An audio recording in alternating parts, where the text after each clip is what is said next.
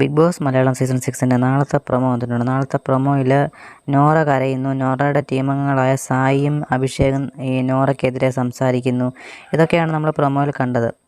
Mellow drama എന്നാണ് ടാസ്കിൻ്റെ പേര്. ഈ ടാസ്ക് എന്ന് വെച്ച് കഴിഞ്ഞാൽ നാളെ പവർ റൂമിൻ്റെ അധികാര കൈമാറ്റവുമായി ബന്ധപ്പെട്ട ഒരു ടാസ്ക്കാണ്. ഈ ടാസ്കിൻ്റെ ഭാഗമായിട്ട് ടീമംഗങ്ങൾ തന്നെ അഭിപ്രായ വ്യത്യാസം ഉണ്ടായിട്ട് ഇവർ തമ്മിലൊരു ചെറിയ ഫൈറ്റിലേക്കൊക്കെ വരുന്നതാണോ, അതോ ഇനിയും നമ്മുടെ ജാൻമണിയുമായി ബന്ധപ്പെട്ട വിഷയം വീണ്ടും നോറ കുത്തിപ്പൊക്കിയിട്ട് അങ്ങനെ വരുന്നതാണോ എന്ന് അറിയത്തില്ല. എന്തായാലും നമുക്ക് സ്വന്തം ടീമംഗങ്ങൾ തമ്മിൽ ഒരു ചെറിയൊരു തർക്കവും ഒക്കെയാണ് കാണാൻ സാധിക്കുന്നത്.